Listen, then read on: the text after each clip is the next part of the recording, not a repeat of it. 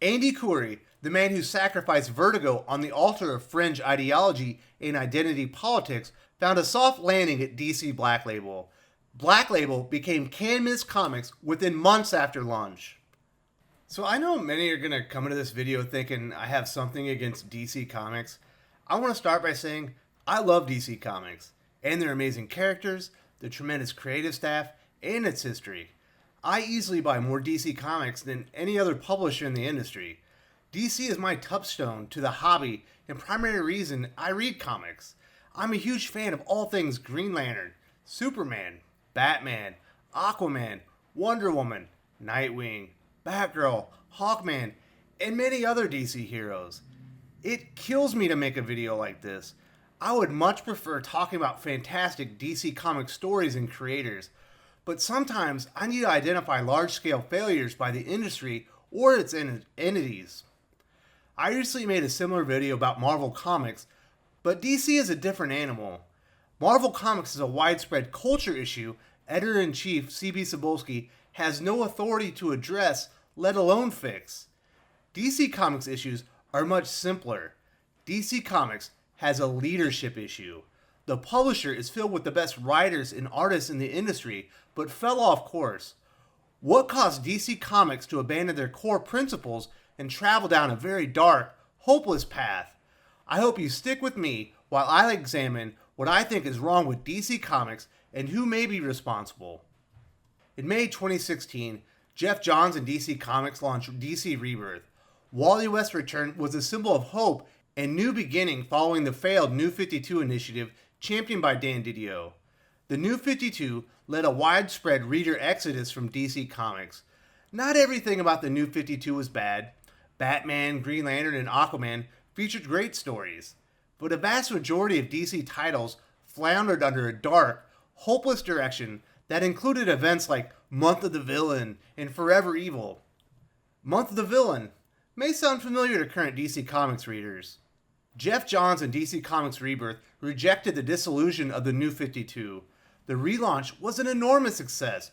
Customers returned to DC's hope-filled universe of virtuous heroes. Even diehard Marvel Comics fans, in the midst of their own self-inflicted crisis, jumped aboard. DC Rebirth featured brilliant series and characters led by the best creators in the industry. DC Comics identified their issue, addressed it, and brought readers back. Then disaster struck. DC Comics president and chief creative officer Geoff Johns stepped down from his positions, accepting a new writer-producer deal with DC Comics and Warner Brothers. DC Comics co-publishers Dan DiDio and Jim Lee and EIC Bob Harras filled the leadership vacuum. Near the end of DC Comics' smash hit event Dark Knight's Metal in March 2018, the Rebirth label was removed from DC titles altogether.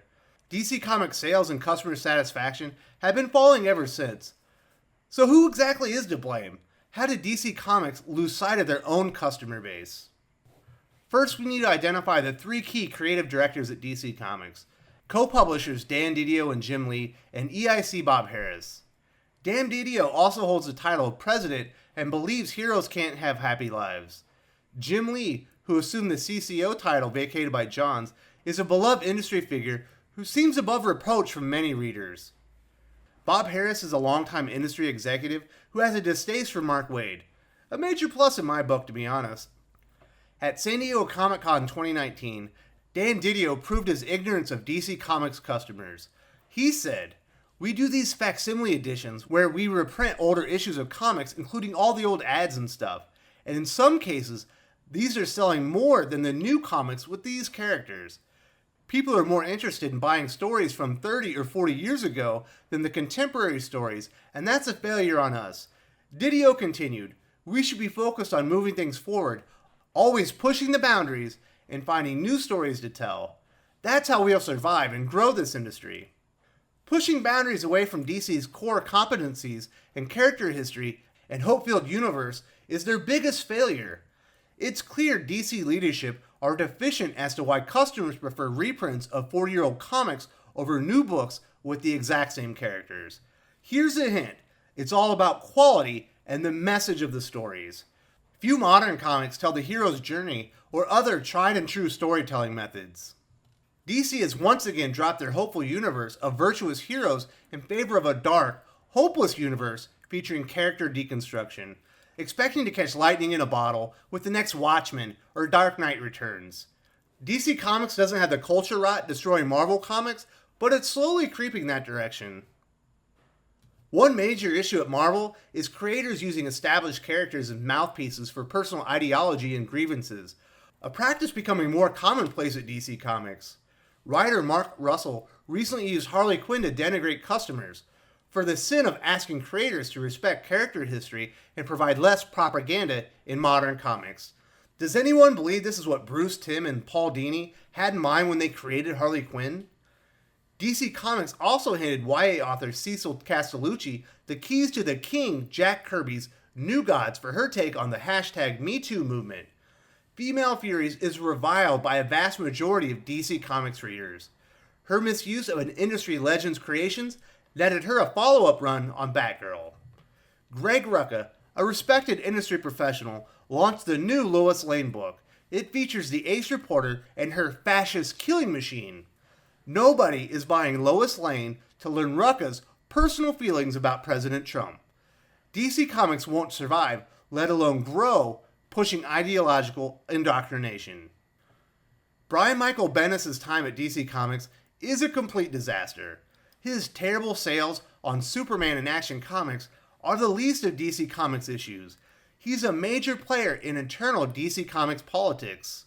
Since his arrival, his sphere of influence has grown exponentially. He brought David Walker and an assortment of artists along with him. Kelly Sue DeConnick, G. Willow Wilson, and Matt Fraction arrived soon after. He added the previously mentioned Mark Russell to a stable of DC followers. There are substantial rumors he's paved the way for Kelly Thompson's arrival from Marvel Comics as well. Bendis sold Dan DiDio on the idea he could bring Marvel Comics success with him. He's actually importing the internal culture rot plaguing the House of Ideas. Bendis himself is rather benign, but most of his crew are fiercely anti-consumer and pro-political indoctrination. I've heard accounts of Fraction and DeConnick contacting industry critics directly for expressing dissenting opinions about their works. Russell is one of the most anti-Christian creators in the industry. Bendis' influence at DC grows ostensibly by the day. He directly controls both Superman titles, teen-aimed Wonder Comics imprint, fledgling creator-owned Jinx World imprint, Event Leviathan, and the upcoming Legion of Superheroes relaunch. He wrote or directly oversaw production of 7 of DC Comics' 50 new comic books in June, a significant number for one creator struggling to move issues. The number increases as he consolidates more power and influence at DC. If you look beyond that, his Batman Universe story, created for the DC 100-page giants, is now releasing to comic book retailers. He's personally writing stories for 2 of DC Comics' Trinity. Kelly Sue DeConnick is writing Aquaman, one of DC's most important properties, following the hit film adaptation. G. Willow Wilson took the reins to Wonder Woman, a paragon of Western virtues, and the most important female superhero in comics history. Bendis' sphere of influence now includes the 4 most significant characters at DC Comics.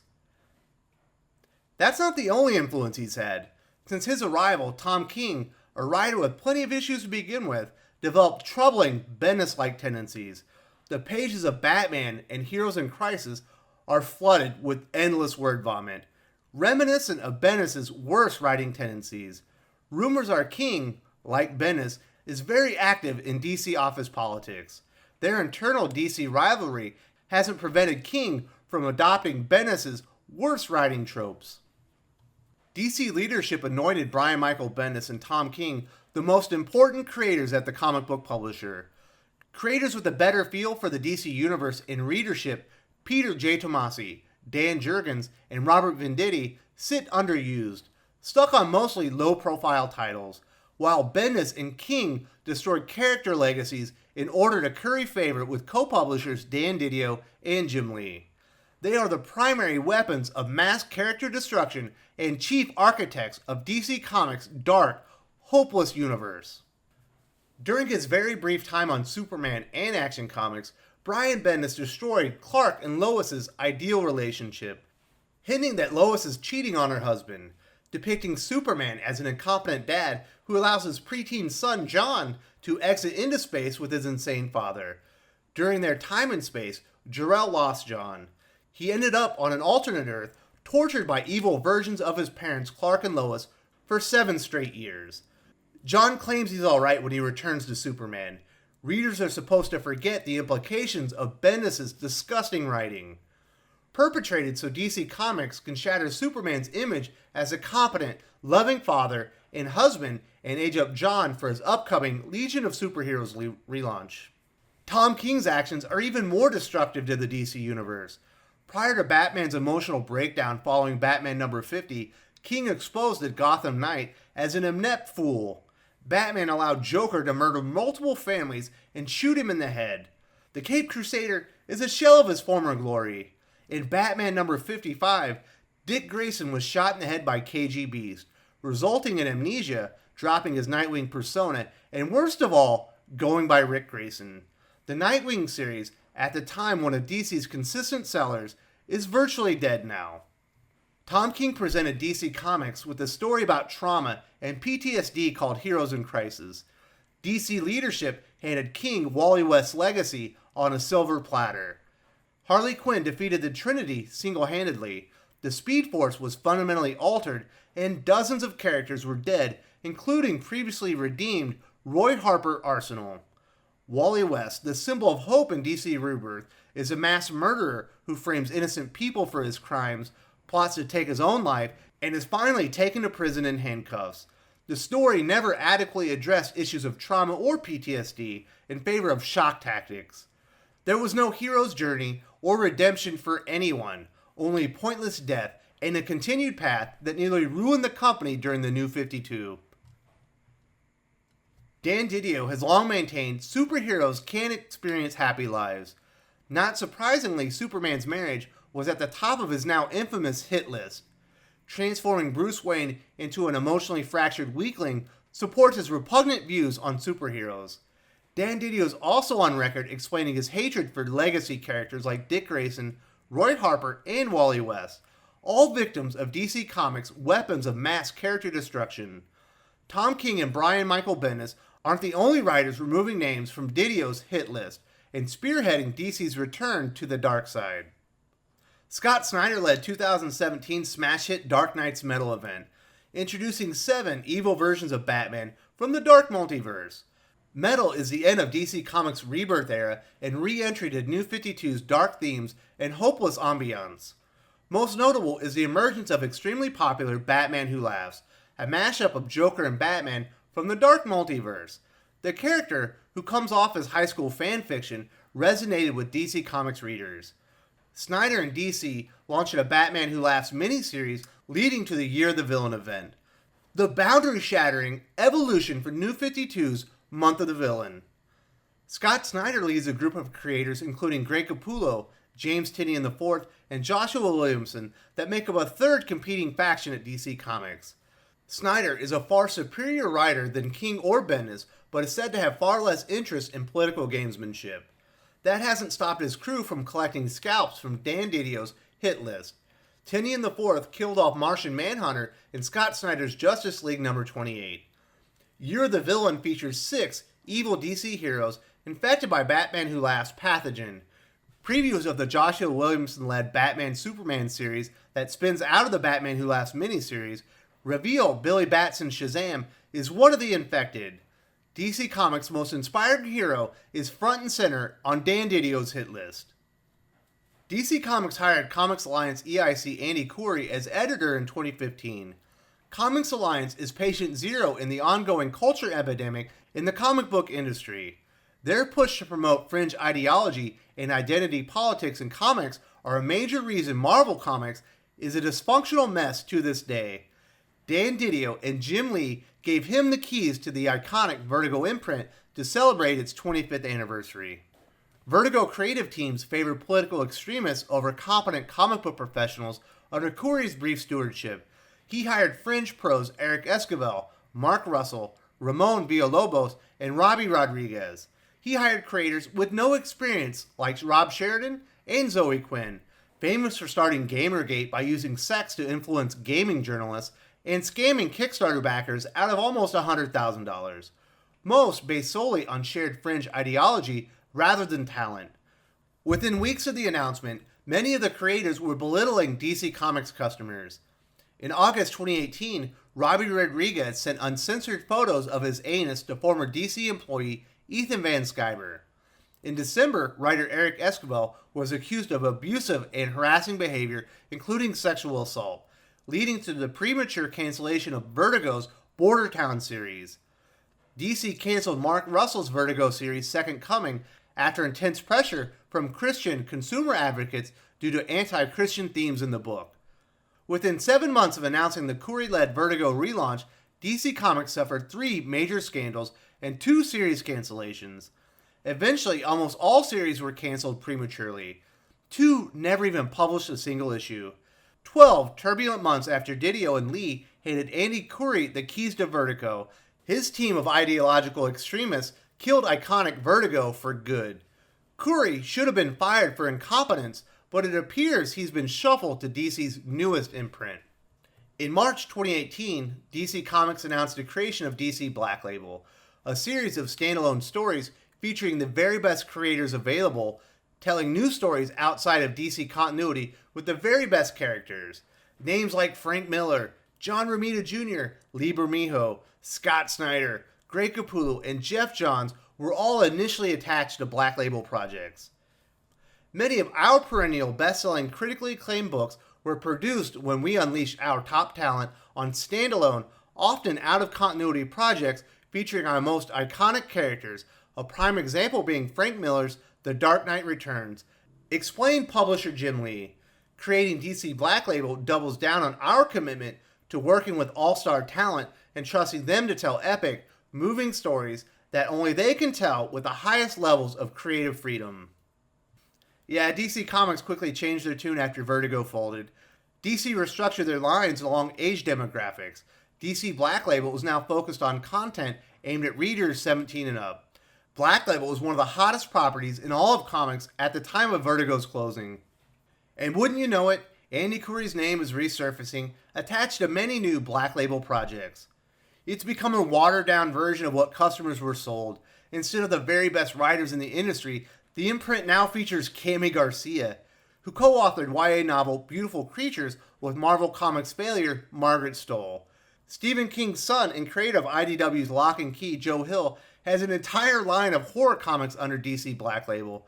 It's infested with edgy Joker and Harley Quinn projects in preparation for the upcoming Joker and Birds of Prey films. Black Label appeared to be the next evolution from DC Comics, a premier line of books from the very best creators presented in the finest formats.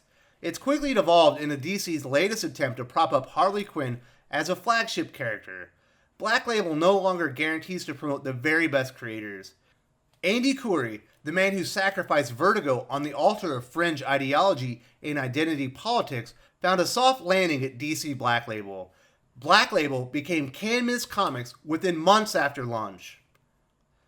DC Comics leadership haven't learned from past mistakes. As soon as Geoff Johns exited his CCO position, the publisher reverted right back to the dark themes and hopeless ambiance of the New 52.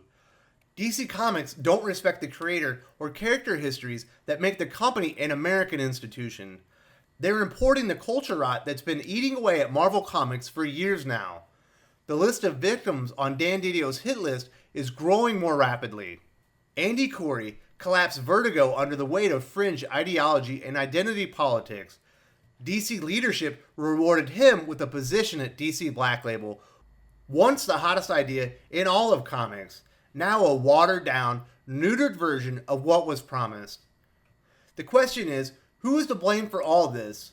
I believe Brian Michael Bendis and Tom King play large parts in the current haggard state of DC Comics, and even Scott Snyder to a much lesser degree. Creators can only get away with what leadership and editorial allow. I don't blame them. In my mind, the recent failures at DC Comics fall equally on the shoulders of co-publishers Dan DiDio and Jim Lee and EIC Bob Harras. Dan DiDio may be the chief architect of the dreadful decision to move back to the New 52, but Lee and Harras are complicit. Dan DiDio needs to go first, but at this point, they've all held key creative positions while DC Comics went down dark, hopeless paths twice. It's time for Time Warner management to clean house and find some new blood with an understanding of what makes DC Comics great, and ultimately what DC readers want from their comic books. If you enjoyed this video, please give it a like. I would appreciate it very much. It helps us attract more views for the channel. Subscribe for future commentary, comic book news, and reviews. And don't forget to ring the bell for notifications. If you want to talk comics, movies, and much, much more, you can follow me on Twitter at Wes_from_TC. With that, Salamat Po, and I'm out.